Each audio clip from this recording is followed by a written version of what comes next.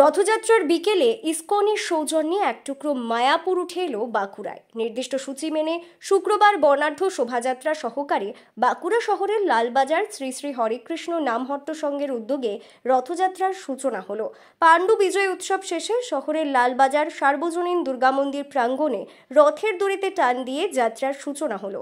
উপস্থিত ছিলেন ইসকন কর্তৃপক্ষ ও শহরের বিশিষ্ট ব্যক্তিবর্গ।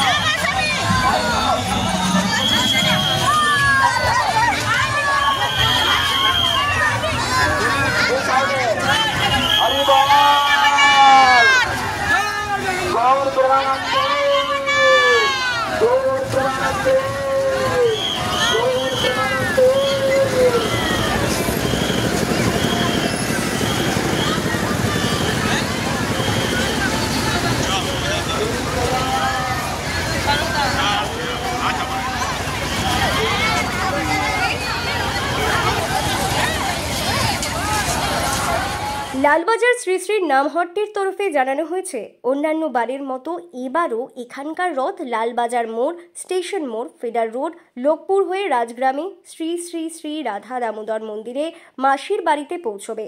সেখানেই আগামী 7 দিন অবস্থান করবেন শ্রী শ্রী জগন্নাথ দেব, বলভদ্র ও সুভদ্রা দেবী। আন্তর্জাতিক কৃষ্ণ ভাবানন্দিত সংঘ তথা ইসকনের পক্ষ থেকে সমস্ত গৌর ভক্তবৃন্দকে জানায় কৃষ্ণময় প্রীতি এবং শুভেচ্ছা এবং অভিনন্দন। আমাদের রাজপথ দিয়ে জগন্নাথ দেব যাবেন এবং জগন্নাথ দেবের মাসি বাড়ি করা হয়েছে রাজগ্রাম রাধা দামোদর মন্দিরে। সেখানে 1 সপ্তাহ থাকবেন এবং পুনর রথযাত্রা 5 জুলাই উনি আবার লালবাজার শ্রী মন্দিরে চলে আসবেন। বাঁকুড়াবাসীর জন্য ভগবানের কাছে আজ নতুন কোনো কিছু চাওয়া পাওয়া নেই। তারা যেন সুন্দরভাবে থাকে এবং প্রত্যেকে যেন কৃষ্ণ ভক্তি সাধন করে। ইসকনের এই রথযাত্রা ঘিরে দিন সকাল থেকে শহরবাসীর মধ্যে ব্যাপক উৎসাহ উদ্দীপনা লক্ষ্য করা গেছে। প্রচুর মানুষ ভিড় করেছেন ইসকনের এই রথ উৎসবে। খুব সুন্দর লাগছে, খুব ভালো লাগছে, আনন্দ লাগছে, ভালো লাগছে। জগন্নাথ দেবের দর্শন পেয়ে খুব ভালো লাগছে। বাড়ির কাছে ইসকন মন্দির রোজই যাওয়া হয়, ভালো লাগছে ঘুরতে পেয়ে। প্রভু থেকে চাইবো সবাই ভালো থাকুক। প্রভুর কাছে চাইবো আমাদের সমস্ত ওয়ার্ড, সমস্ত আমাদের এলাকাবাসী এবং বাঁকুড়াবাসী যেন আমাদের সুস্থ শরীরে এবং সুখে শান্তিতে বসবাস করতে পারে। সবারই মঙ্গল করুন প্রভু। জয় জগন্নাথ।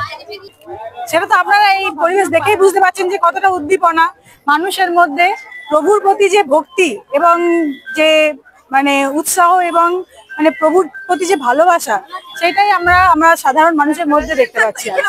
জগন্নাথকে